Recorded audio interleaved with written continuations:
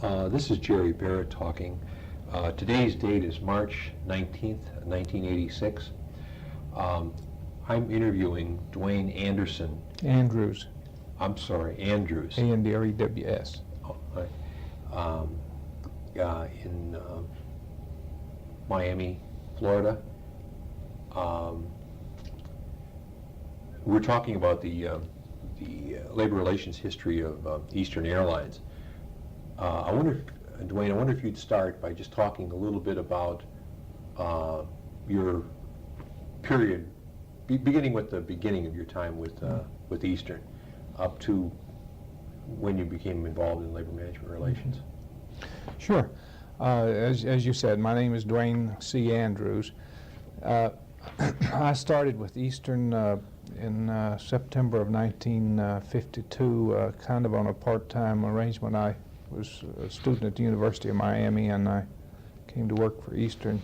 Thought would be a part-time job, and it turned out that I stayed until December 31, 1985, at which time I retired after almost 33 and a half years. But anyhow, when I first started, I was in the accounting department, and after a couple of years or so, I moved into the personnel, wage and salary administration. And then probably around 56, 57, in that area, I become involved in labor relations, handling grievances and arbitration, and then little by little got more involved and became part of the negotiating committee back in the late 50s and in the middle 60s, and probably by 69 I was co-spokesman, and then probably in the middle of the early 70s I was generally the chief negotiator for primarily the machinist contract and the smaller groups. And then in 1965 I became vice president of labor relations.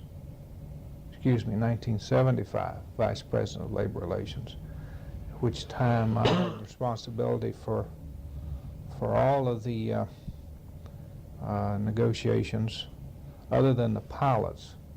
And the pilots at Eastern historically have been negotiated by, generally going back to Rickenbacker's day, and to some extent he was involved. When he wasn't involved, there was a guy under him named Sidney Shannon, who was the #2 man at Eastern, and he did most of the negotiating. So back from the very early days, the pilots have always had a history of dealing with having access to the top guy or the second top guy in the company, and it's pretty well carried on through.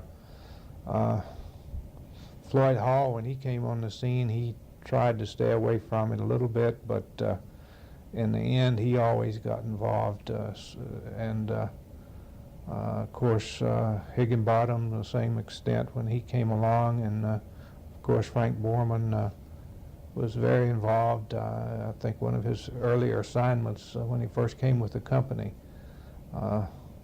was negotiate a pilot contract. So to that extent, the pilot contract has been negotiated by primarily by the top guy or the #2 guy in the company, generally, through the whole history, as I can recall it.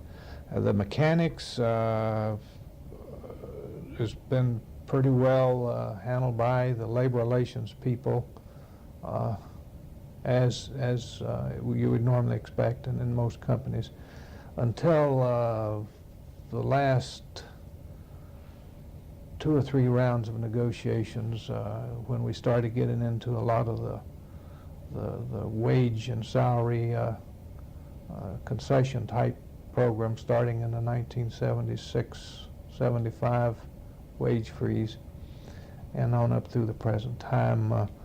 The top management become a little more involved as time went on, and primarily, I guess, going back in Higginbottom's days, or probably even Floyd Hall, they would have what they'd call a quarterly update with all the labor leaders. They'd bring them in each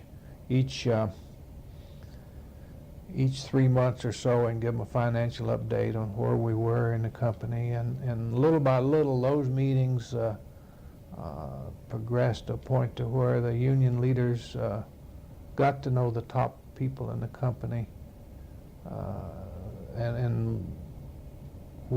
and our style of management kind of developed to where they had kind of an open door, and the union people were going to those people more frequently than ordinarily would. But by and large, the mechanic contract and the pilots and the flight attendants were negotiated by the labor relations people, and they kept pretty well in line and dealt with those people.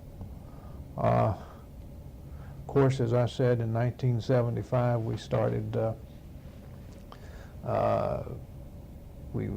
we started with all the groups, and we asked for a wage freeze for the year 1976, I believe, when the rest of the industry, and this was before deregulation, was given annual increases of pretty substantial increases.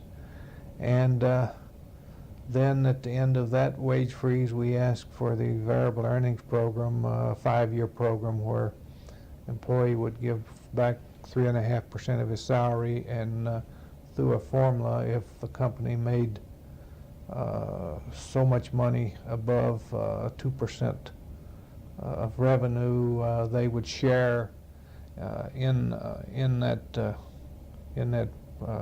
any profit over the 2%. And of course, when that program ended, we still just getting in the throes of deregulation, and we still needed concessions, and we asked for additional concessions, and it led to a series of other types of investment type programs. And whereas till they got into 1983, and when at that point the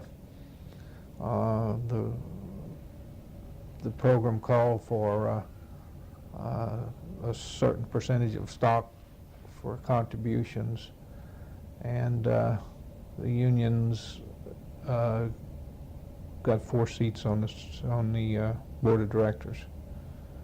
And as I said, all the way through this thing, starting particularly since deregulation, and about the time deregulation was coming into being, we pretty well had open books as far as our finances with the unions.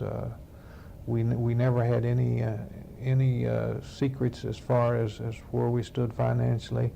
Of course, a lot of times they would challenge us as saying, "Hey, look, you're wasting money. You shouldn't be buying airplanes and things of that nature." But there was never a time when any union leader could say that he really wasn't aware or didn't have the ability to determine or find out from the company just what our financial situation was. That's just a brief summary of Okay, where it very stands. good, very good. Before deregulation, were people in the company that aware that it was going to have the impact that it had, or was that a surprise? You're talking, I guess, generally the average employee, or No, I'm in management. Yeah. management. Yeah. No, I think they were surprised it had the impact it did have. I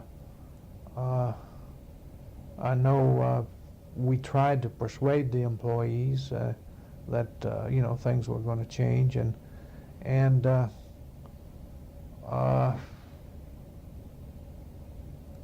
I guess personally, I didn't think it would have the impact it has had as fast as it did. Mhm. But so in answer to your question, no, people I think are very surprised and shocked that it has developed to the extent it has. Mhm. And if you get on down to the rank and file employees, I'm sure they're really bewildered by the whole thing.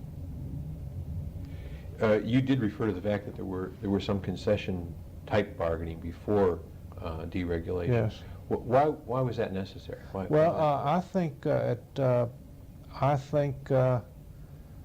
financially, we just weren't in a position to as good a shape as Delta and some of our competitors, and I think Borman and some of the other people foresaw or foreseen what was coming as far as deregulation, and it it was just at that time there was I'm talking about in 75, 76 at that time. There was just a little bit of discussion about that at that time, but I think primarily the main thrust was to get us back on even footing with Delta and some of the other airlines as far as our financial position was concerned. We just didn't have the ability to pay that some of the other airlines were paying, and wages were going up. At that time, I don't know, wages and benefits seemed like 10% a year or something like that. It was pretty wild. Actually, from the point of view of a negotiator, the period prior to concessions was easier negotiating. Oh, sure. You go in and, of course, back prior to this industry, prior to deregulation, negotiations, you look, as far as wages and benefits, it really, whatever the first guy settled for set the pattern in the industry, and generally that was the settlement for the others. In fact, the union, the IAM, for example, back in those days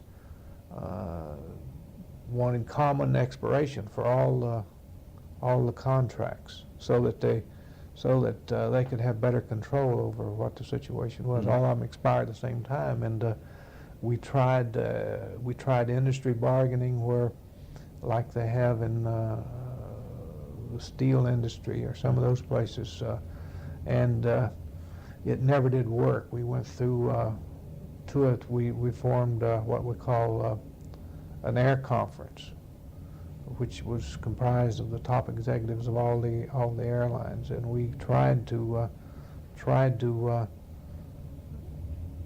say, okay, we're going to hold the line, and but as soon as one carrier, and all of us were guilty, could get a deal, they would strike first, and then of course the unions would come along and try to build on that, and generally they would get a penny an hour or something, a couple of cents more an hour, a little bit better benefit than the other guy. So generally the first one in got the first best deal, and that never did work as far as industry being able to stick together on the thing. But by and large, the negotiations at that time was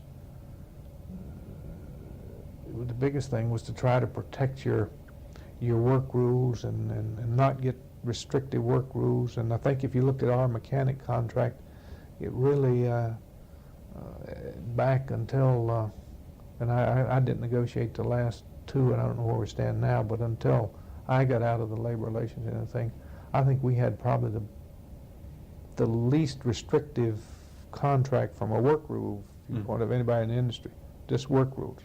So really all I'm saying is prior to the deregulation thing, the negotiations was a pattern setting thing more so than it is now, whatever, as far as wages and benefits are concerned. So the real negotiations were trying to protect your flanks on the work rules. Okay. Okay. And but now, of course, it's changed, and we've tried. The problem now is to try to get, and back then too, if your labor rates went up, just ask for a fair increase, and you passed it on to the flying public. But now we're trying to need and have to get back those wages and benefits that escalated back in those prior deregulation days. And with the new entrants coming in, they don't have all the 7 weeks vacation and all the extensive sick leave and pension plans that the old carriers have. And now something's got to give. You either got to, they've got to come down, or else the new entrants rates have got to come up, or otherwise you just can't be competitive. Mm-hmm.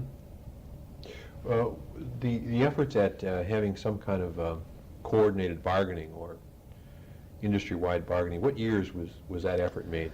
Oh, it was back in the mid-'60s. I remember Johnson had, when we had the big airline industry strike, I think there's 5 or 6 airlines struck by the machinists. He had the 3.2 guidelines, and you know, the machinist. So we stuck by that and had a strike, and of course the machinists came by and shut down 5 or 7 airlines and busted those guidelines, obviously, and that was the closest we ever got to having a coordinated effort in negotiations. And at that time we had, I remember I was part of the negotiating team at that time, but we had all the airlines met jointly with all the unions, and the airline had a single spokesman for all the airlines with the rest of us participating, and so did the unions. Mm-hmm. And we had Attorney Bill Curtin was the airline spokesman back at that time. And the machinist guy, I've forgotten now, he's since died. I remember his name now. But that strike pretty well killed our effort to joint bargaining. We tried a little bit later on, but it never did get going. And so now our conference is just primarily a information statistical gathering unit, which only has 1 or 2, I think, full-time employees, and they have periodic meetings, exchange ideas, and feed statistical information into them, and they compile it and then send it back out to well, that's about the extent of our conference now. Basically, the union strategy was, at that time, I take it, to find whichever carrier was in the weakest position, Yeah. and could not sustain the strike very long, or labor problems very long, and reach a deal with them. That's right, and just get the first deal with them, and then go to United or somebody else and say, hey, look, you're a fat cat, now you give another nickel an hour, and that's the way. And of course, Delta all the time was sitting over there watching what was going on, and they would keep their wages 5 or 10% above everybody else. And if we give maybe not 5 or 10%, I don't know, if we give an increase to our mechanics, they'd be at least a nickel an hour above where we were, and to keep the unions away. And of course now I think that's obviously catching up to them. They've got to figure out a way to get their wages down like everybody else. Actually, Delta, only the pilots are organized. Only right? pilots and I believe dispatchers. I see. Yeah. But their wage rate stayed up in Oh order yeah. to stay non-union. If you went back and looked at the history of the thing, you'd find that their wages and benefits were a little bit above the industry. Mm-hmm. A little bit above. So, of course, they'd say to the employees, well, why do you need a union? Yeah. Yeah. And of course, they've got very good flexible work rules, and I'm sure they make up that nickel an hour, whatever it may be, through productivity. Mm-hmm. The various reporting arrangements for the labor relations function that you were involved in, can you talk a little bit about that? In other words, your title changed over time as you, you increased responsibility, and then you also had talked about the fact that the pilots were always handled differently. What was the arrangement in all other labor relations that you were involved in? Like, I understand now they have a director of human resources. Were you under that, or how What was your Well, report? going back, well, let's start from the beginning. I started out, I said in the 50s, handling grievances. I was what they called a labor relations representative, who at that time reported to a director of labor relations. And he in turn reported to a vice president of labor relations, which handled, which is comparable today to what Jack Johnson's job is, as far as all of human resources. Okay. And then I moved on up into, I had the director of labor relations ground. At that time we had a director of labor, split it, and a director of labor relations ground and a director of labor relations flight. Okay. I was the director of labor relations ground, and Bill Watley was the director of labor relations flight. And then, and of course, both reporting to the vice president of labor relations. Who was that at that time? At that time was, oh, we had a number in there. We had a guy named Jerry Gerard who left Eastern about in the '62 or something, and he moved over to American Airlines and then back to Marriott. I think he became president of their catering division. Then replacing Gerard was Ralph Skinner, who had, by that time the function started, the department started splitting into labor relations and personnel. You had a personnel guy and a labor relations guy. So when Skinner came along, you had two vice presidents then. You had a vice president of personnel, who was a guy named Frank Thompson, who was with the company a short period of time. And you had a vice president of labor relations, who was John Meade. Now I worked for John Meade as director of labor relations ground, and Bill Watley worked for him as director of labor relations flight. Okay. And then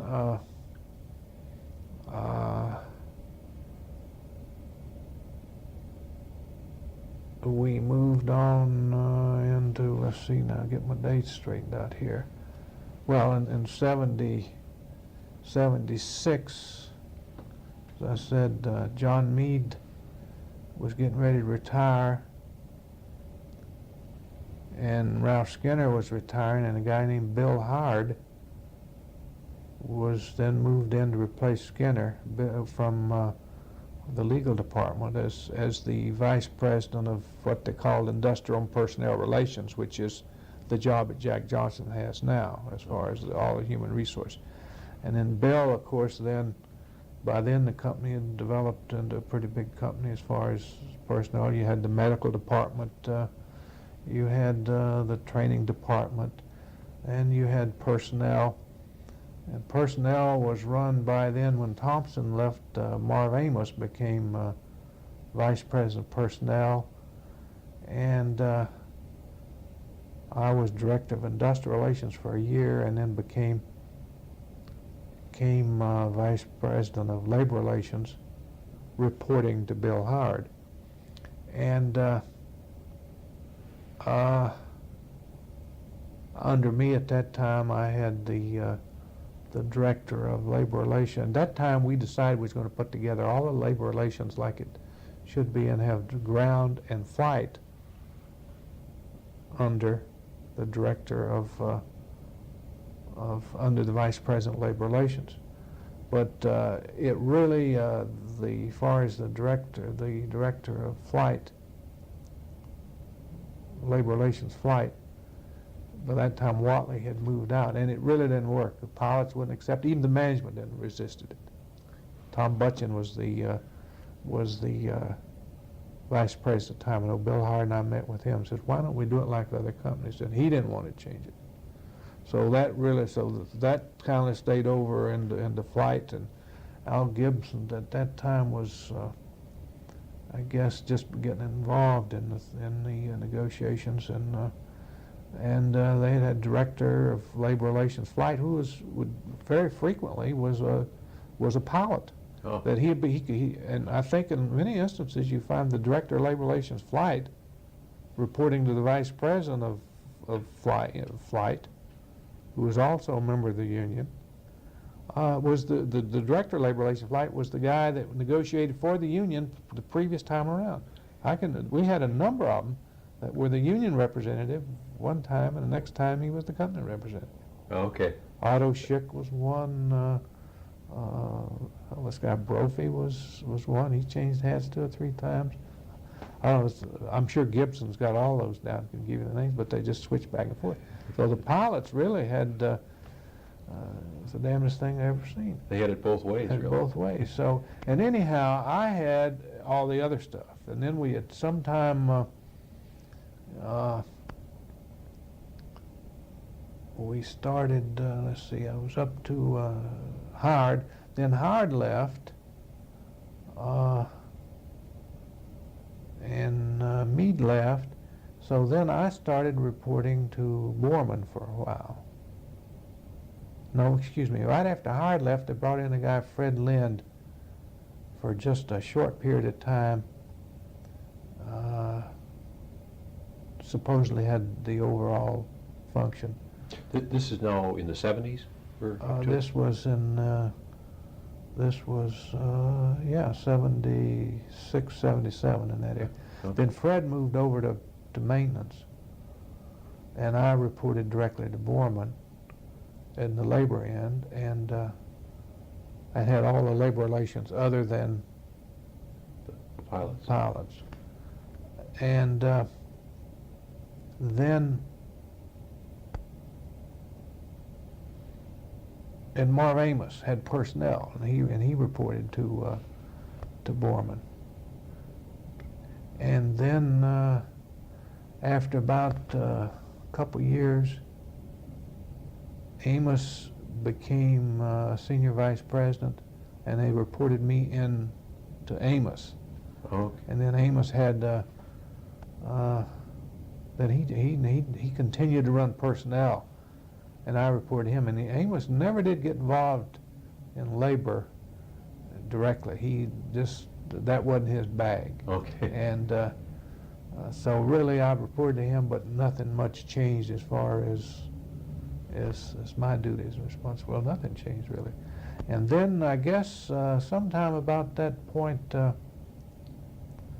they broke out what they call in-flight. The flight attendant group started reporting to the vice president of in-flight, and they handled the day-to-day stuff, grievances and problems of that nature. But as far as negotiations were concerned, I continued to participate in the negotiations for the flight attendants.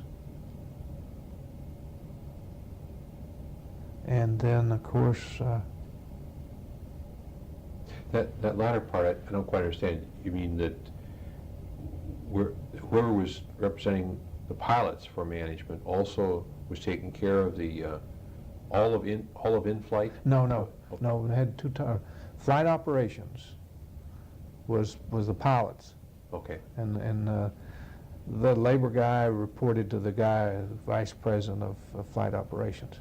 Okay. The vice president of in-flight, which is another department, another division of the company. Okay. Winnie Gilbert's the vice president. Then she, a guy that used to work for me, moved over to work for her as director of labor relations in-flight. Okay. So handling just the flight attendants. So you really had 3 separate groups handling the day-to-day stuff. You had the pilots handling their day-to-day and negotiations. You had the in-flight flight attendants handling their day-to-day arbitrations, their own little department. But I helped them with the negotiations. And then you had the ground, labor relations ground, which had all the other labor relations, Okay. including Mexico and the Caribbean, and which is a pretty big job as far as, I think it's 11 labor contracts just in the nine, I guess, in the ground section. 11 total in the company, counting the flight attendants and pilots. But the dispatchers and meteorologists, the teletype operators, and then of course, in addition to those 9, you had all the different contracts down the islands in Mexico. Those are separate Separate, contracts yeah. throughout the United So we States. used to handle those. And grievances, the IAM, I guess one of the biggest problems, the IAM, as I see it over the years, as far as handling grievances, they're too damn democratic a union as far as getting day-to-day problems resolved. A lot of times you meet with the guys and they say, well, the union guys, I agree with you, but politically I just can't settle that thing. And let's let it stack up over here.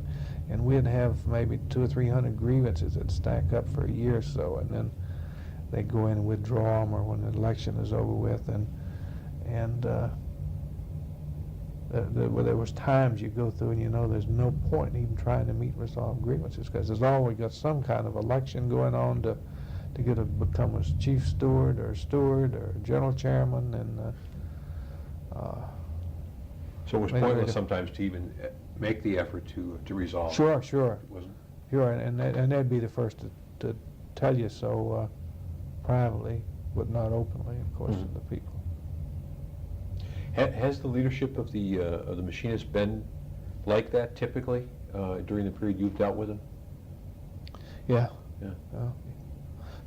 Some worse than others. Sometimes you'd have a strong guy that would come in and say, by God, I remember George Brown was a real hell-raising type guy, but tough to deal with. But at least he'd come in, and if you made a deal, he'd stand up and deliver it, and he didn't mind telling the employees that they were wrong. But typically, other than him,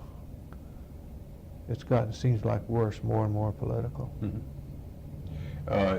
Bryant being the last of the ones that you dealt with for the machinists, how would you characterize his approach to both the day-to-day grievance handling and to negotiations? Let's go for the stuff, isn't it? Maybe a good idea would be to try to talk from those concessions just before deregulation, and would you say 76? Maybe try to talk about that in a little bit more detail. You kind of gave me a quick outline of that. Yeah. But why don't you?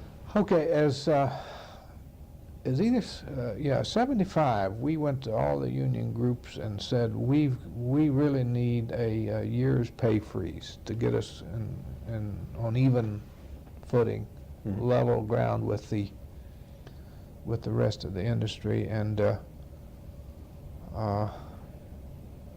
I don't think we used the fact that deregulation was coming as an argument. Of course, we didn't know at that time, but Frank, since I've heard him allude to the fact that he knew changes were coming, and that's one of the reasons we had that. But anyhow, we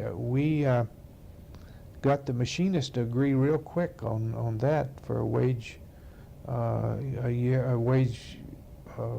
year's wage freeze, and then we said we'll give you 8% the following year, and January 1, and then negotiate a new contract.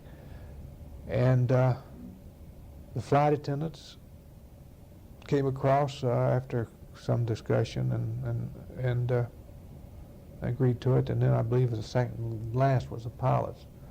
And then of course in 83, after the 86 wage freeze, then we said we need that's not enough, we've got to give everybody an 8% increase, we'll negotiate contracts, but part of that negotiations also was the 3.5, the variable earnings program, which was a 5-year program. And that began in 76. I believe it's January 1, 77. Okay, 77, yeah. I may be a year off, but Okay. January 1 of 77, I believe it began. And, or 78, let's see, it was supposed to have ended in July of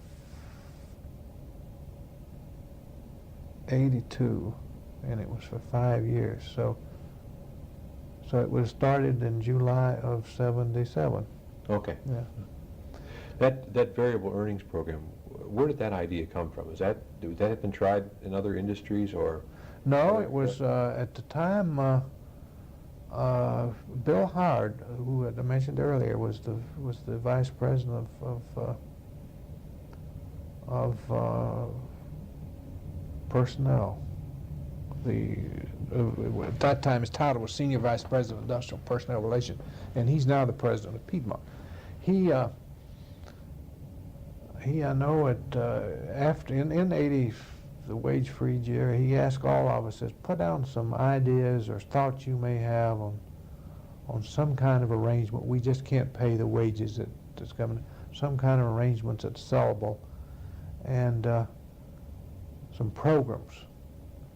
And he asked everybody to submit them to him, and we all did. I don't know what the other people submitted. Well, yes, I guess it did. We exchanged them all, and but anyhow, Bill, I think this was, as I recall, it was his idea.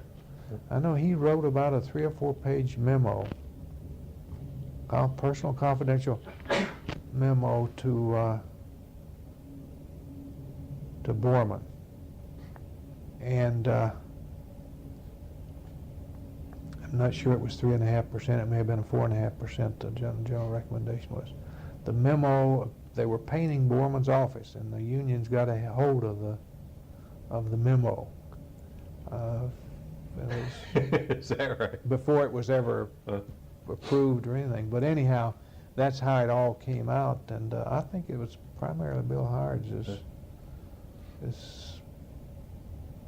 his brainchild. Was that a hard thing to sell to the unions? Yeah. It was difficult, especially coming on the year of the wage freeze, and the whole thing was that, if the theory was that, we ought to have at least 2% of revenues. That's not unreasonable, because most companies have a heck of a lot more than that. But if we could get 2% of revenues, then we'd share with you all over that. And of course, the first year or two, it did pay. First year it paid back, I believe, and these are all a matter of record, paid back some of it. The next year was pretty good payback, and then of course it went down from then on. And then of course when that program ended in '72, that was part of the negotiations with the machinist, and of course we couldn't afford to pay it back at that time, and one of our proposals was to extend it. And at that time, Brian, who had come in and been elected on the campaign promise that he would do away with it. Oh. And so we had that deal going, and of course when the July of 82, when it was supposed to expire, we continued to deduct it under the Railway Labor Act, because we said the status quo continues, and therefore we are going to continue it. And then the negotiations become a real Donnybrook over the 3.5% continuation, as opposed to the rest of the contract. And Brian refused to negotiate until we got that resolved, and we finally negotiated the thing and resolved it where we would continue the 3.5%, but it would be what he instead of based on profits, it would be a loan in effect, and continued from then on as 3.5%, and we'd pay it back beginning in 1987, I believe, 86 and 87, pay it back with interest. Mm-hmm. Where did that idea come from? You know, the idea of shifting it over to a loan? It was just one of those things that evolved out of the negotiations, and it was obvious it's the only deal we could get.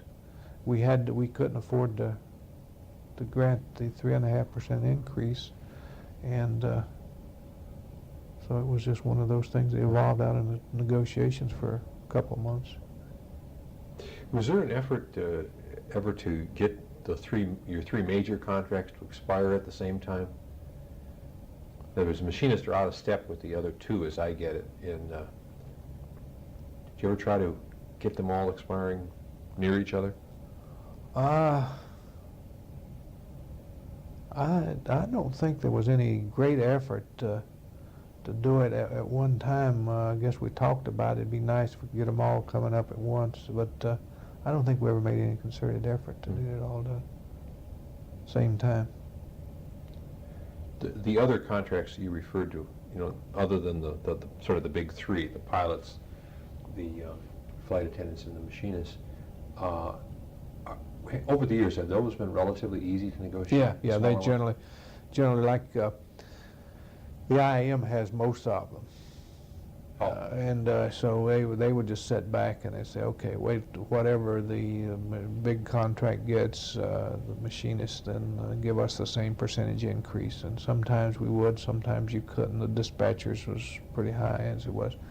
And it was sometimes a few work rules, but by and large they fell right in line. And the same thing with we had one, the TW, which was meteorologist. They'd wait till the flight attendant thing saw it. Well, some of these innovative things that you did, like the thing in 1977, was that also put in effect for the Yeah. smaller contracts? Mm-hmm. Yeah, Same, yeah. same thing. Put across, yeah. Did the arrival of Borman make much difference, except with the pilots? You mentioned earlier that he, like others before him, had gotten involved with the pilots' negotiations. I think Frank's style, he's a completely open guy. Anybody can talk to him, and he was no doubt the guy that sold the 3.5. We used to get when we were trying to implement the 3.5, we went around after we'd agreed to it. We had to go, then we wanted to sell it to all the employees, and all the officers would go out, went out and met with the employees for about a 2-week period there, just around the clock with all the employees. I remember one day I went through Charlotte 3 times. Had a meeting in Charlotte and then going over to Greenville and Greensboro and back and forth. But anyhow, as part of that effort, Frank was, of course, he was right in the thing with both feet, and went out and met with employees, and he was quite a salesman with the union groups, and he met with the MEC and with them, call all the general chairmen in, and so he was very involved. And as a result of that, his open style, I think the union leaders started getting more comfortable with calling him and getting involved with him. And as time went on with these programs and more meetings we had and stuff like that, I think what Hall and Higginbottom had started as a quarterly meeting got expanded quite rapidly. And it wasn't unusual at all for if a union leader was upset with some damn thing, we could pick up the phone and call Frank, and then Frank would call and say, what's going on? But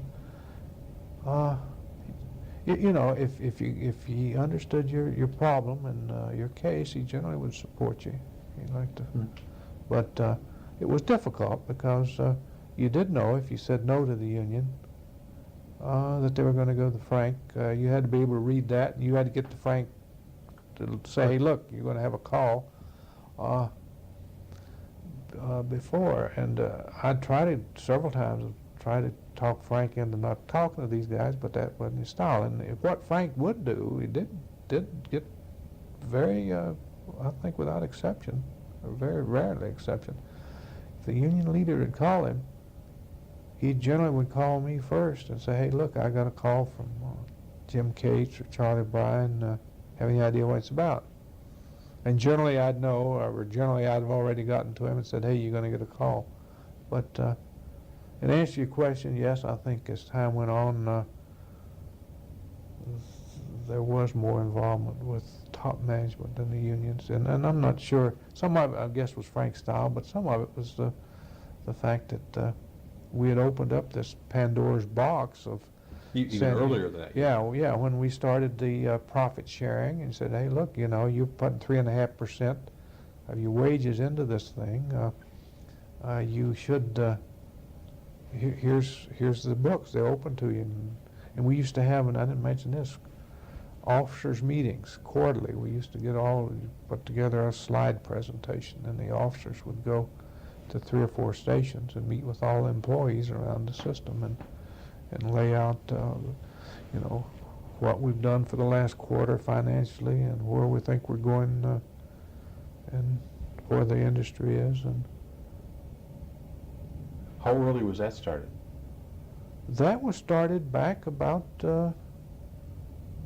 I think, right after the 3.5, the effort to sell it with all the management out. I think that was kind of a continuation from then on. So I believe from 1976 on, we used to have quarterly or at least twice a year meetings. All 40 officers would have their little kit, and they'd go around and. And when you did that, would you be covering all the organized employees as well as the Yeah. non-organized?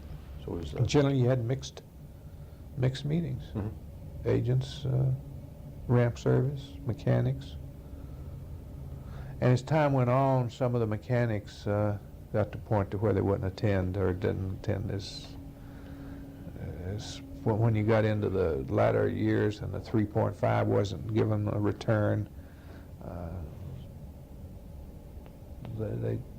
you couldn't get a good attendance for the machinist group. when you did that, that was always on the clock, wasn't it? Yeah. They were on the payroll at the time. Yeah.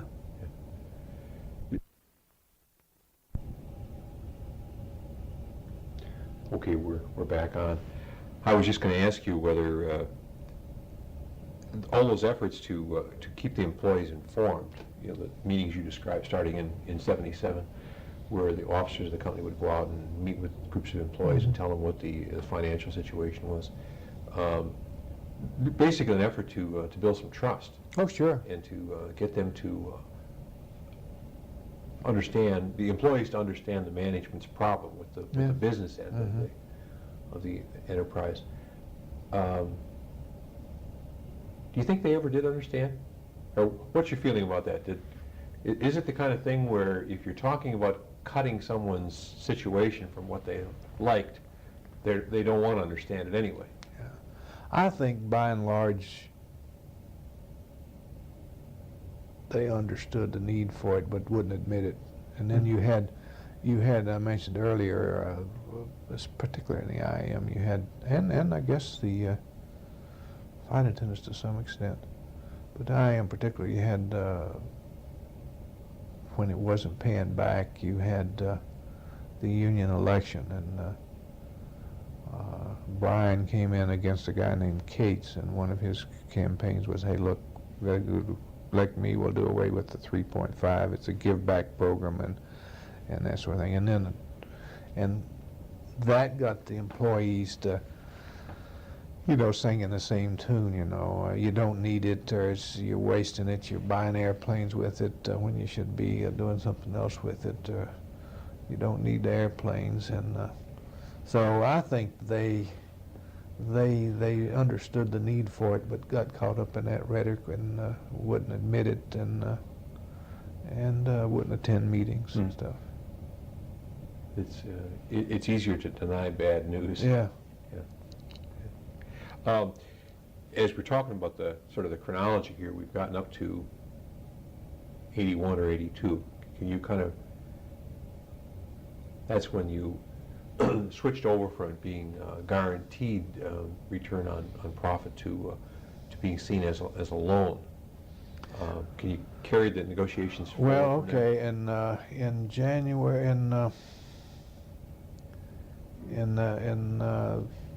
we worked out we changed the name of the thing from variable earnings program to Brian. This was Brian's title. He wanted investment bonus agreement, where he wanted to make sure there was a bonus on the thing. He gets an investment, and then he got the bonus. It was paid back at interest, and that was agreed to in the latter part of 82, and then we were able to then get into the regular negotiations, or continue the negotiations, the basic contract, and we got down to the, let's see, when was it? The first part of 83, I guess, February, March, that period of time. We were at a point to where we were trying to get the contract resolved and getting absolutely nowhere. And we finally had got into a countdown. And our management out there was saying, boy, you know, if you could just get this thing voted to the employees, if they get them out and if they had it in front of employees, they buy it, the wage freeze. They want to get it over with, because we've been negotiating since the fall of 81. And the IAM Constitution has, or at least they have a bylaw or something in the thing that says that if you top the offer that you had out there when they took the strike vote, they've got to put it out for vote again. So we were over here on the beach and with mediators.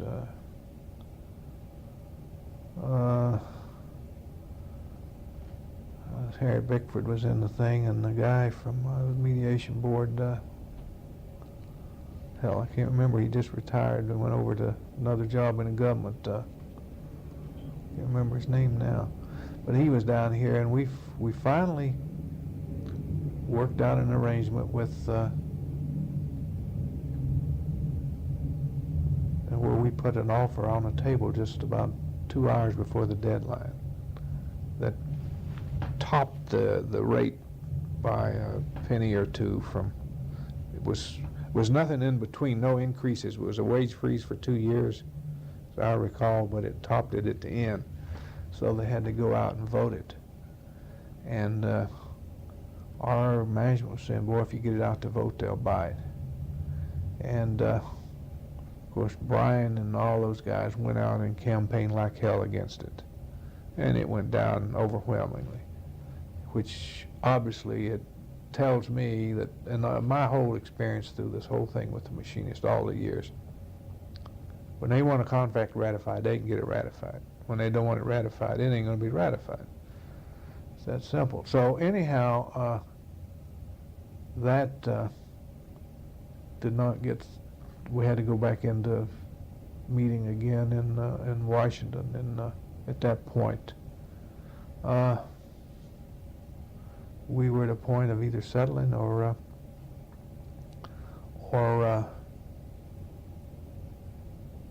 shutting the thing down. And of course, Frank said we only got 12 days of cash to continue the operation, so we settled it. And we settled we couldn't afford it. And we that was in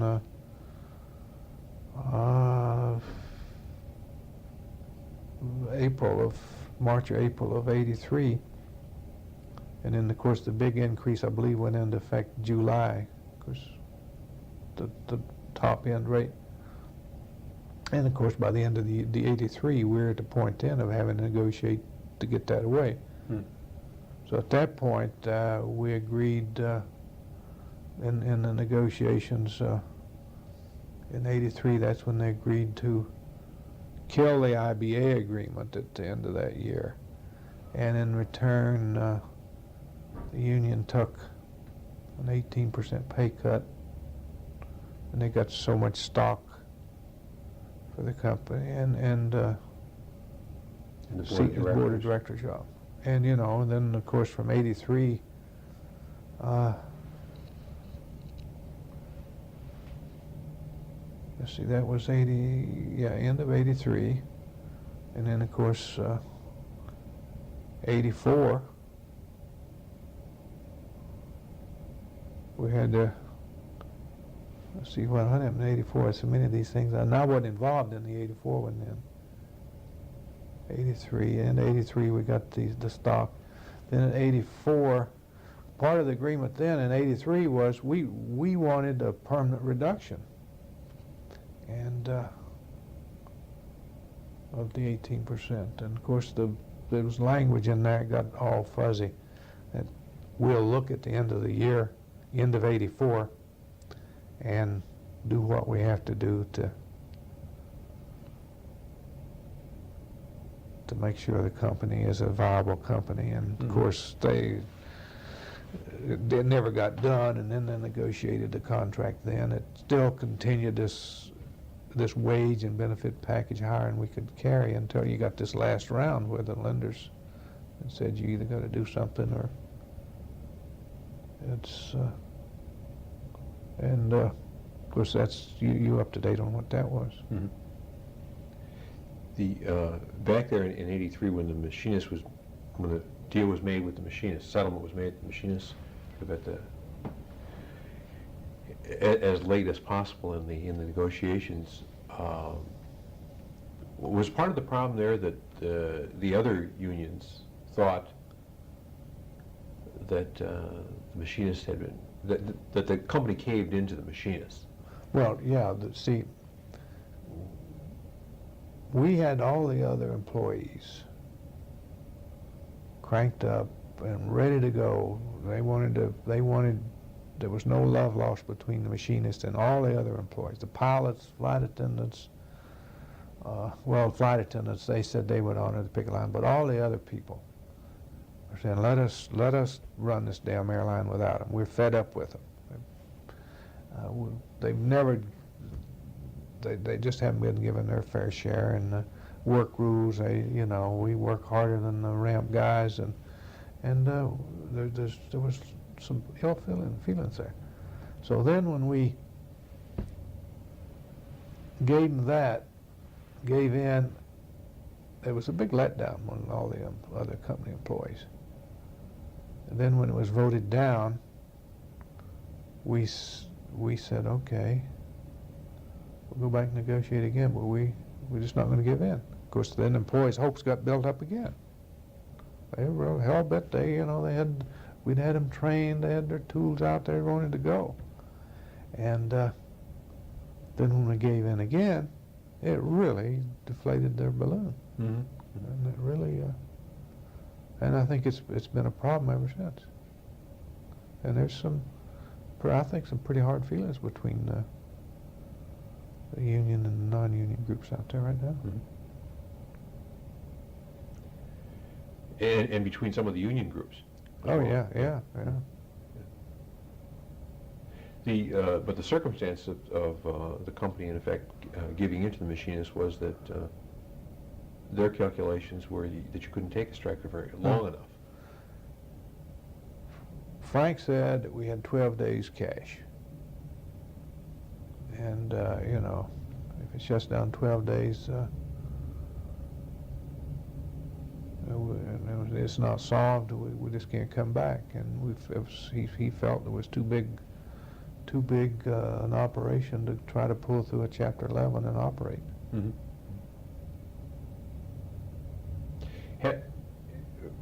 Particularly in the '80s, there was some effort made at trying to make the employees, at least the unionized employees, more conscious of productivity and to try to get improvements in productivity. Did that work at all? The efforts to get changes in work rules and other improvements? By and large, it didn't work that good. I think they got some improvements in the pilot contract, but it was a temporary thing. It was 6 months or a year, and then it snapped back. Flight attendants, no progress at all was made there. As far as the mechanics were concerned, if you look at their contract, at least up through '83, you didn't need any contract changes to get productivity. All you needed them to do is just go to work and get on the ball and do something. There's a few little things like from cross-utilization where it'd been nice if you could have a mechanic help unload a bag when he wasn't doing mechanical work or something. We never could get those types of changes in the contract, but you didn't have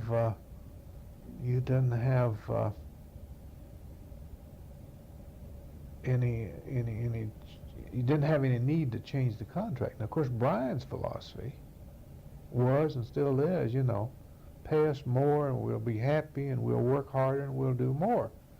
And but as best I can see, the productivity concessions that he supposedly gave us in '84, I guess, after they, which I wasn't involved in, though, really was saying, hey, look, all this work you're farming out, if you bring it in, we'll do it without adding people. And I guess a little of that happened. I guess there's some of it over in the print shop. But I think my general impression is that we didn't gain anything. In fact, we may have even lost some ground in doing it, because I think if you look at some of these other airlines that are right now are doing pretty good. They're ones that don't do any work in-house. They farm it all out. People's Express don't do very much of their own work. If you look at Piedmont, I don't think they even overhaul their own engines. Pretty big airline. They farm it all out. But yet we do all that stuff. So Brian's philosophy was, bring all that work in, we'll do it with the same people, but I don't think it's getting done. So I don't think the efforts to get any productivity out of the machinist is, it's just my general impression that you've gotten very much out of it. And what about with the stewardess? Was there any improvements there as far as production? Well, to get improvements out of the stewardess, unlike the machinist, you had to have hard contract changes, and we got very, very little. There was a little bit, but not much. We got as far as contract rule changes. Of course, now this last contract, which I'm not familiar with, I don't know to what extent they got changes there. With the flight attendants, can you talk a little bit about their labor relations and particularly the people you would negotiate there with, Callahan being the person who's now heading that group up? Mm-hmm. Who was before him? And well, back first time I got involved with the flight attendants to any extent. Of course, you're going back far enough. You had Harry Bickford used to be the president of that group back in the 50s. Oh, and he's a mediator now. Yeah, but he left Eastern and he went down to where he ended up down in Care Bear, and then he came back from there back into the mediation board. But first one I got involved with was Bernie Dolan, which is a female flight attendant, Bernice Dolan. And she was in just for a short period of time. She came across and on the wage freeze and the 3.5, and really was Frank really somehow had her convinced that was needed, and she really came along and supported pretty convincingly and sold the thing. But then right after then, she got disillusioned and really berated the company and just really turned on us completely. And then she was defeated and Callahan came along, and he was in the negotiations and did the negotiations in let's see, it would have been 80. First one he was done, 80. Which really was a breath of fresh air after dealing with somebody like Bernice Dolan. He's a fairly educated fellow and well-spoken, and was a much more reasonable guy to deal with. And then we had a guy, Ernie Mitchell, who came in and toward the end of the negotiations, and we put that contract together in 80, and I forgot now when it ended, but we started in 80. And got a few concessions, but not much. And then he got defeated, and Pat Fink came in, she was a very difficult person to deal with, and really I felt was in over her head a little bit as far as being able to handle the job. And of course that was the year we'd had the problem with, she handled the one in 83, the problem with the machinist, getting that solved. And then of course we had the threat of bankruptcy, and we finally settled with her at the end of 83.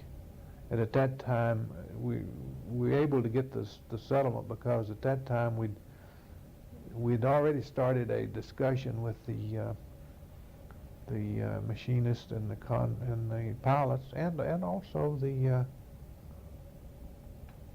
flight attendants on some need for concessions on the thing, and that's when Frank gave them the ultimatum. We agreed we're going to settle this thing by X date, or we're going to carry bankruptcy. And they came in. I guess about that time is when Bill Usry came in the scene, and they put together this agreement to agree and meet and work out the problems if you'll call off the threat of bankruptcy. But before we do that, you got to get an agreement with the flight attendants. So then we went into heavy mediation in 83, I guess around July, and no, it's later than that, September, I guess, September-October period with the flight attendants, and of course we had mediators down here, and we finally got that one put together in October 83 with them through the help of the International and the mediation board. And when that was done, then they went into the regular expedited negotiations with all the three union groups to try to get the concession. And I wasn't, at that time I had announced my intent to retire, and Jack Johnson came on the scene in the latter part of 83, and he then picked up, and I kindly worked a little bit with him, but by and large he carried the ball from then on. And then Callahan came back in after And Callahan got back in, he got back in shortly right after that. Right. Yeah. So there's been a good bit of turnover in their leadership. Yeah. In the fall of 83, there was that study by, I can't say the names of the consultants now, that did a study, investigation, or what do you want to call it, evaluation of the finances of the company, which was based on an agreement of the unions, basically, that such a thing needed to be done. Yeah, it was the, well, let's see, we had, what was it? It's a New York firm. I want to say fair.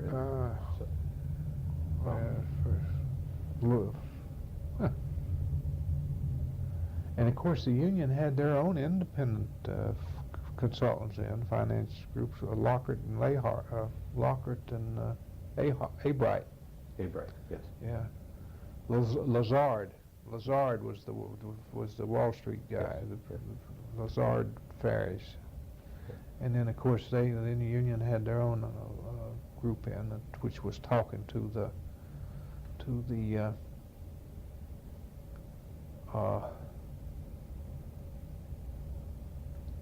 looking at, they were here all the time. They were going through our finance, talking to them anytime they wanted to.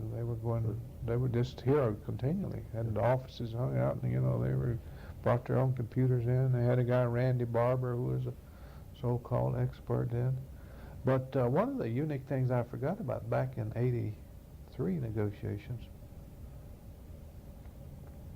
with Brian at that point, he was saying, hey, look, the company, and there's bulletins over there he's put out, they really aren't, he was denying we had a financial problem to his membership. He really was denying we had a problem. I wrote him a letter once and said, hey, look, we will, I would propose that you say we don't have a financial problem.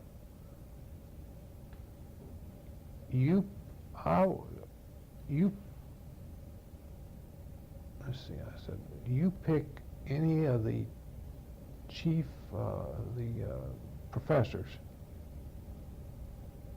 of accounting at any of these 5 schools, and I named them, Hartford, Wharton's, named 5 of them.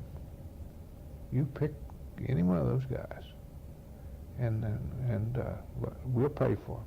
They come in and they look at our books, and if they say we don't have a problem, we will abide by what they say. And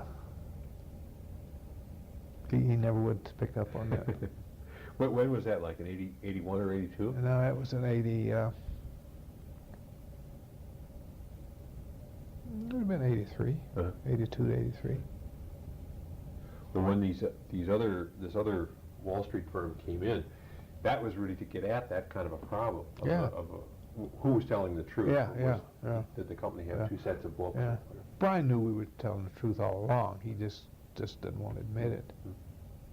But he had a guy named Marty Ure, the president of Local 702, was going around having meetings and saying, we were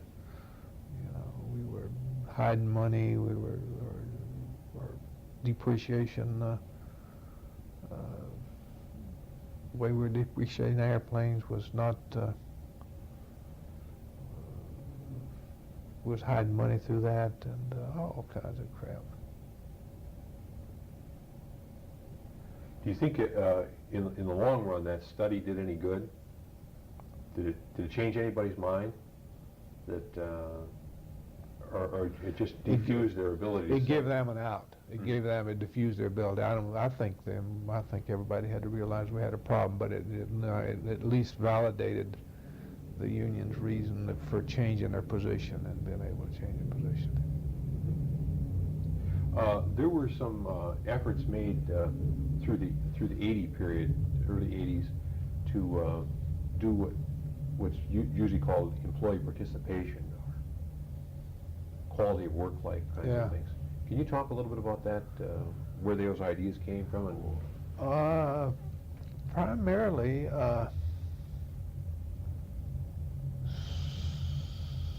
About 80, we started talking, got the idea that maybe we ought to have quality circles in the machinist group, and we got some of the programs that some outfit out in the Midwest had, and got their slide projector and stuff. At that time, we called. I called the union over to come over and look at the thing and say, hey, look, we'd like to start this. And Brian couldn't come, and he sent 2 guys, 2 of his lieutenants, general chairman. One was Roy Anderson, the other one, I believe, was Warren Baum. And they came over and they looked at the concept of quality circles. They'd never heard of the thing. And we said we wanted to get that started. And they said they didn't see a problem with it. It sounded good. So we got that kicked off, and it was going pretty good. And then in negotiations, it broke down, and Brian at that point wrote a letter saying, we're not going to participate in quality circles anymore. And that was the main, first got started, and then we realized we really went into this thing without laying the groundwork as good as we should have. And we then went to Boeing. Somebody had said, hey, Boeing's got all these programs going. And we went to Boeing, and and talked to them and found out that they do indeed have a good quality circle arrangement. And we had, Boeing actually sent a guy out here, his name was Black, and he spent 6 months or so here with us, explaining and helping get involved and getting committees set up and so forth, and getting the union participation. And by then we had, when we got the part of the negotiations in '83 was that the union would work with us and help get these. It was just a general type statement letter we agreed to, that they would help in some of these programs and get started. And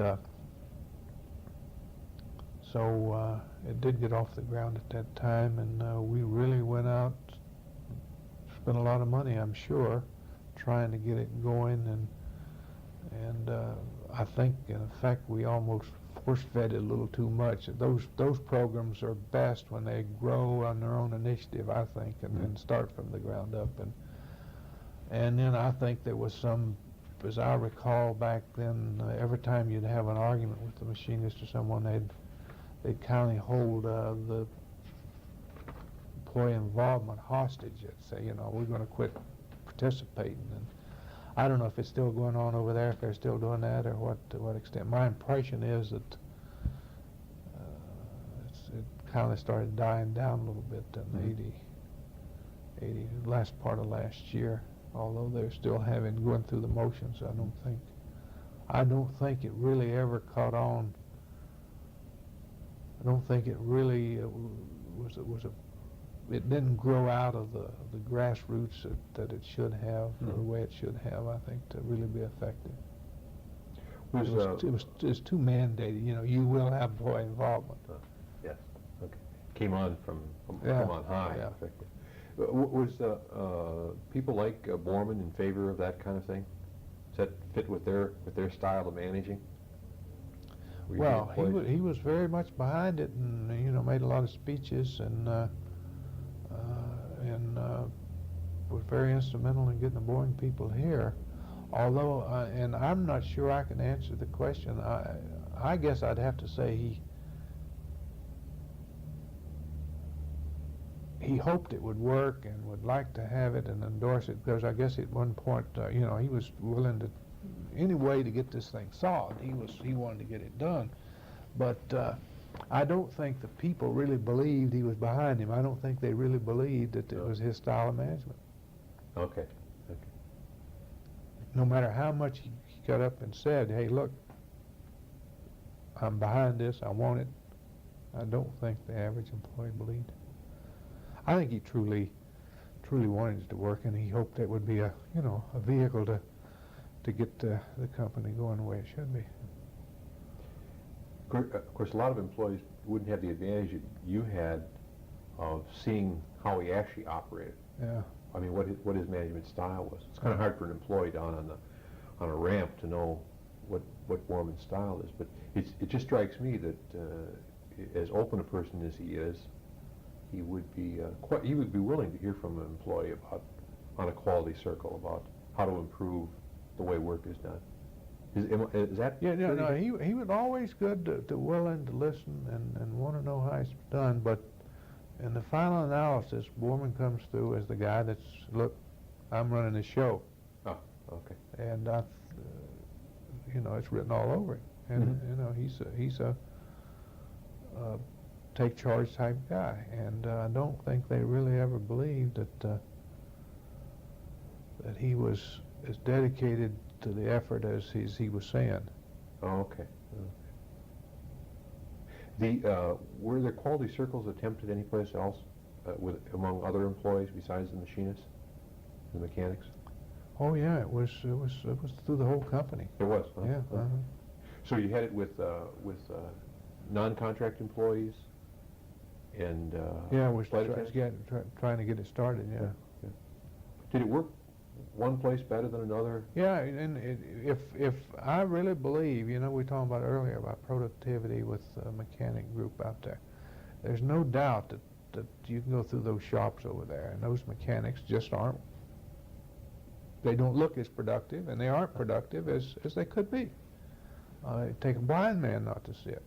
And I think there was more fertile ground by just because of the fact that they weren't as productive as could have been, and also just the nature of the job and the mechanic end of the business. And there is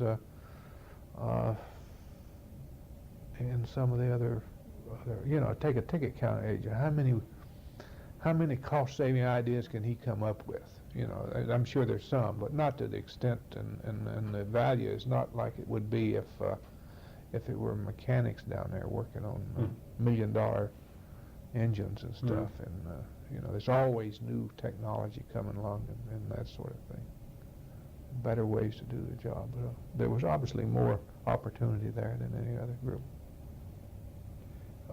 There's a fellow named, a fellow's name has come up before, Bob Hunt or Hunter. Yeah. Was he involved in the quality circle stuff, or do you associate him with that? No, I don't. Not to that any great extent. He was in. He wasn't with the company all that long, a couple of years or so there, but he was mostly in communications, and the Falcon and I'm sure he did part of the communicating of the thing, but I don't think he was overly involved.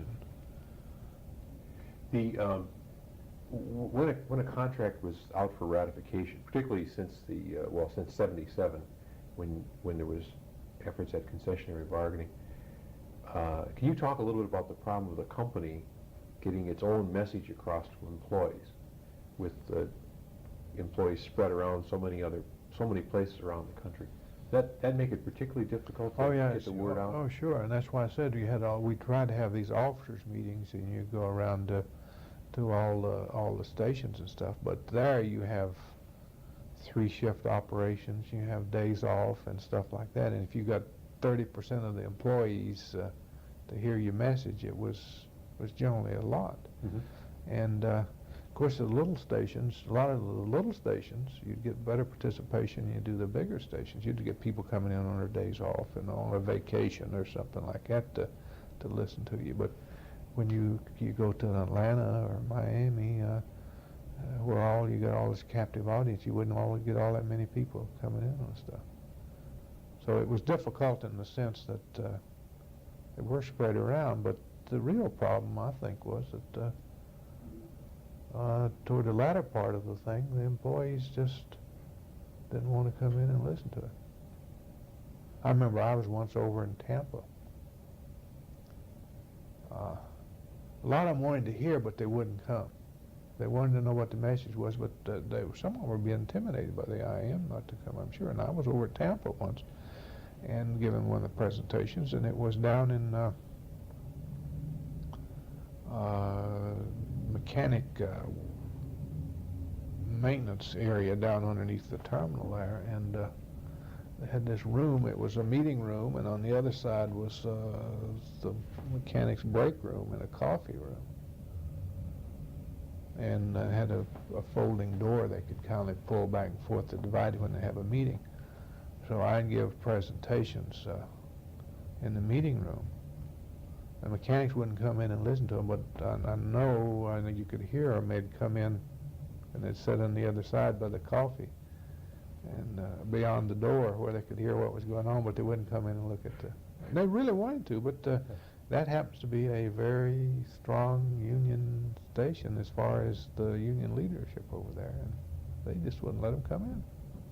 They didn't want to appear there, but they did want to hear. They wanted to hear what's going on. Yeah. That's interesting. That is really. Although you've had a lot less to do with the pilots, can you talk a little bit about that organization, sort of in contrast with the other two that you've talked a little bit about, the machinists and the flight attendants? Well, the pilots, of course, they have the MEC, which is their governing body, which generally over the years has been able to deal with the company and not have the problems as far as getting contracts ratified. When they agree to something, they generally get it delivered. In fact, until just recently, they were the group that if the negotiating committee took a contract back to the MEC, which consisted of 20 or 30 people, I guess. Generally, it was a representative of the captains, the first officers, second officers from each of the stations. So if we got each of the bases, so if we got five bases, that'd be like 18, 20 people. But if they agreed to the contract, that's all the ratification it took. It didn't require membership ratification. So they, the problem I've seen with that a lot of times is you get an MEC guy that worked good with you, and of course I believe it's just a 2-year term. They turn over. They never have one that stays in any length of time. And of course, if you go back and look at their contract, they did all right for themselves and for their members. Mm-hmm. As far as, but they were obviously more professional group to deal with as far as getting things resolved than some of the other groups are. Because of the length of time you were with Eastern, you can sort of span the period from using that book title, The Captain to the Oh Colonel. yeah. What was it like under that early period when you're here, as far as the top management concerned? I expect that the corporation itself was smaller. Oh yeah, it's much smaller, and well, of course, I was younger then and further down the organization, but Rickenbacker was a guy that he really commanded everybody's respect, from the cleaner right on up, and he really he was viewed as a real conservative type guy that when he said save a penny, everybody knew he meant it. Okay. And he would save a penny. But I remember when I first started in the personnel section, he was I was in the wage and salary, and we used to have, I think, about 300 people on management people on the merit increase roster, and we used to get a printout of all those 300 people, and the department head would go by and put opposite their name or how much of a merit raise they wanted to have, $15, $25, $30, $30 probably about tops. But he would personally go through each one of those himself and listen and look at it after it all went in, and he would a lot of times would see a change, and he'd change it, make it add another 5 or take a 5 off and put it somewhere else and put EVR right by it. But he would that, and this is in I'm talking about 1956 and 57, that period of time. So he got into that much detail in terms of the pay increases for individual employees. Oh yeah. He was involved, and he knew what was going on in the company. And he used to have these annual meetings. I mean, twice a year meetings. He used to have what he called the junior board and the field board, and he'd bring all the management people, anybody in management, over to Miami Beach. And he'd go on for like 2 weeks. And everyone would have to get up and give a report on what he had done for the last 6 months, and anywhere from a 3-minute to a 5-minute. But that took about 2 weeks to go through. Then he'd have the field board, which would meet right after the junior board. The field board then would be the department heads and the station manager at each station and stuff, and they'd do the same thing. The guy'd have to get up and report how many passengers he boarded and so forth, any problems and stuff, and he'd chew them out right in the middle of the meeting for sometimes 10 or 15 minutes and keep going. But it was interesting. Did some of the advertising for Eastern refers to the Eastern family? Is there a sense of family in Eastern? I don't think there is now. I think there was back then. Of course, I'm not sure it's what the reason is. The fact that we're so much bigger now. Obviously, a smaller company, you can have more family spirit and sense of spirit, but I don't think it's, in the last year or two, it's been, I guess the closest that I saw it was in recent years was in '83, whenever it looked like we're going to have a machinist strike, when all the other employees said, okay, let them go, we'll run this without them. I think that's the closest I've seen it in recent years of having a family spirit or attitude. It's almost as if at that point the machinists or the mechanics were not acting as if they were a part of the family. They weren't helping out in a sense. Right. So the rest of the employees were saying, okay, Yeah. we'll replace Right. them. Mhm. Yeah. Yeah. And so the family pulled together in a Yeah, sense yeah. to, in the face of that, that kind of crisis. And I can imagine there's some of that going on now. I'm not that close to it now. Somebody over the past day or so made the point to me that salaries for officers of the company particularly are relatively lower than you'd find in corporations that have this volume of business. Mm-hmm. Is that generally? Yeah, I the think case? they're obviously lower than what other officers are paying. And of course, you know, ever since in recent years, you know, we've had all these wage programs, and I guess there's a general feeling, and rightly so, that the officers ought to lead the way, and you can't ask the employees to take pay cuts if the officers are getting bonuses and stuff like that. Mm-hmm. And I think they are paid a lot lower than the others, and I think there's a general feeling that they are. But you know, some have left and some haven't. Mm-hmm. You look over the 30-some years you spent with Eastern. You ever think you should have gotten into a different business? A lot of times during the progress of things, I would ask myself, what in the hell are you doing in this damn business? But by and large, now that it's over with, no, I'm glad I stayed with it and did what I did and seen what I've seen. I wouldn't want to go through it all again. And I think I was with the airline and the industry during what you would call the glamour days, as far as the airline industry is concerned. But it's now it's changed rapidly, and it's not something that I'd encourage a son of mine to go out and start a career in right now. Huh. Just wouldn't. Prior to deregulation was a lot more glamorous period. Yeah, You're saying? yeah. But now, you know, I don't know if you've seen the news last night. CBS, I guess, is running this series on air transportation, and they showed last night how they compared airline terminals to bus terminals now with the cheap fares, and everybody's going through, and they're crowded, and the problems and stuff like that. And it really is. It's not like it used to be. You know, it used to. A lot of people thought, gee, the price of an airline ticket's out of my reach. Mm-hmm. But now, hell, everybody's flying. Yeah.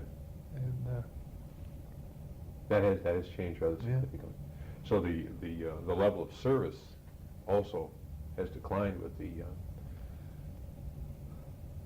with falling rates. yeah. Mm-hmm. The one other thing I'd like, if you could, comment on, from the point of view of a labor relations person over a long span of time, has that job changed in the sense of you needing to be concerned about a lot of things you didn't have to be before? In other words, what business people refer to as the bottom line wasn't, I'm arguing, sure. less of a concern to you earlier.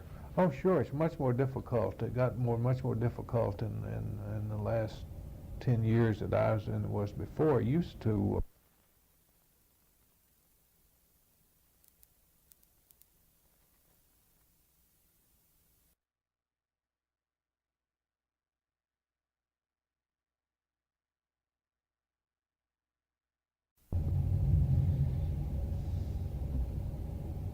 Okay, we're back on. You were just talking about the changes in labor relations over the years.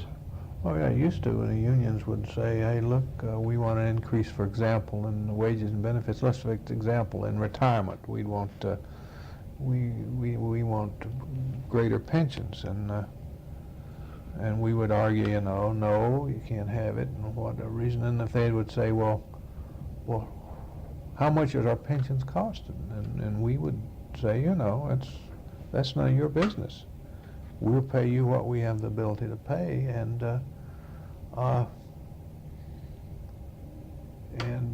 no more, no less.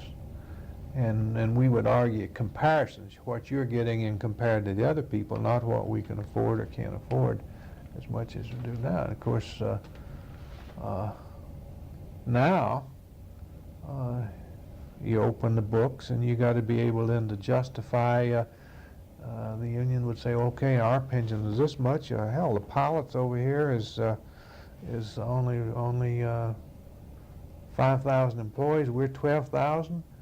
They're getting 3 times the pension money we're getting. Then you get into having to justify those things and arguing those things, as opposed to saying, hey, look, your pension is as good as the mechanic over at TWA or somewhere else, or it's much better than the Greyhound bus mechanic and stuff like that. So.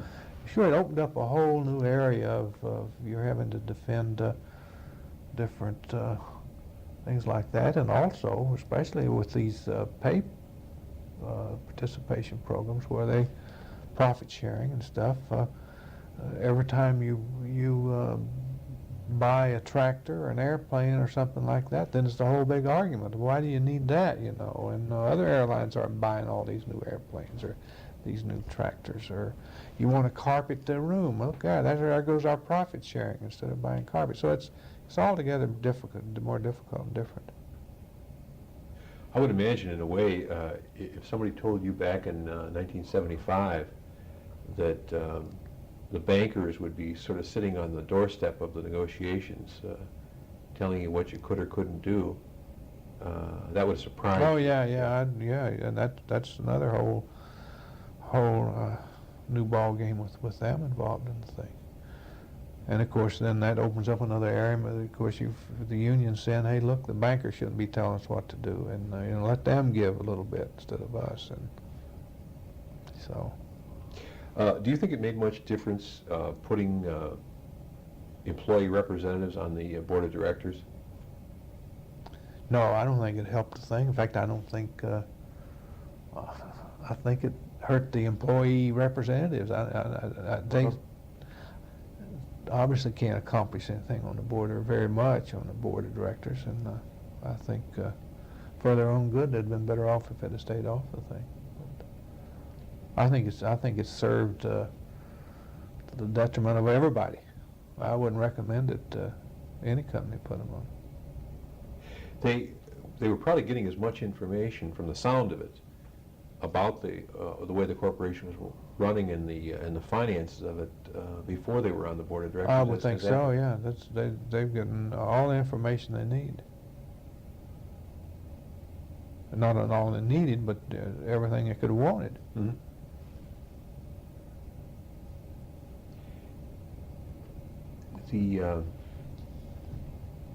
I'm sure I've missed a lot of things. Yeah. Are there any other things that you can't. think we ought to? Well, I don't know. chat You about? could sit down. You know, if I could, I'm sure I could sit down and go through. If I'd known a little more what you'd wanted, and I had a week or so to go through some files and stuff, I'm sure I could come up with examples and stuff that you could go on for weeks here. But I can't think of anything else. Now, I'll tell you, there's some interesting, I'm sure it ought to be over there, there's some files, bulletin files, union bulletins. We used to keep those all the way back to year one. That, These would be bulletins that the union would put out to its own members. Yeah, huh? mhm, Okay. about different of these things I've talked about and their position on Huh? the variable earnings program and things of that nature. And Are there any other people that you think I should talk to?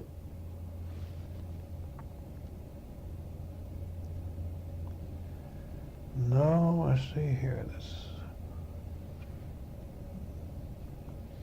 I can't think of anybody right now that's been around here that, you know, goes back in those days.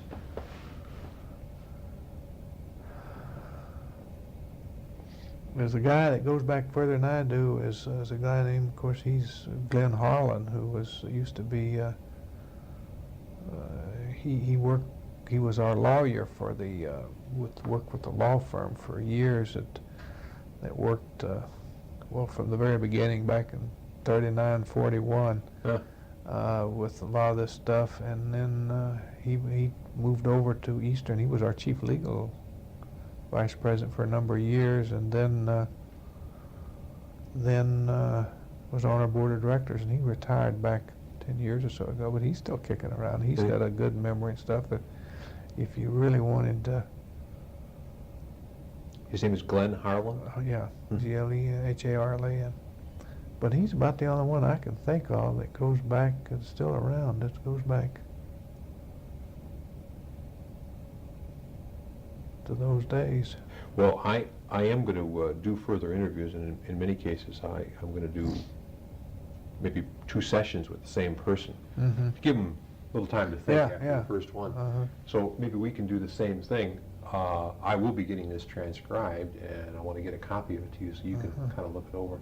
There may be additional things you want to talk Okay. about that.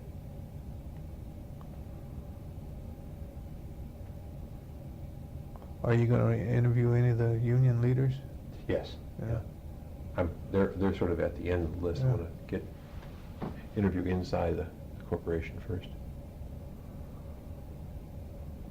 Well, with that, I'll thank you for your time and for your willingness to share your experience with the with Eastern Airlines with me. Glad to have done it. Thank Okay. you. Thank you.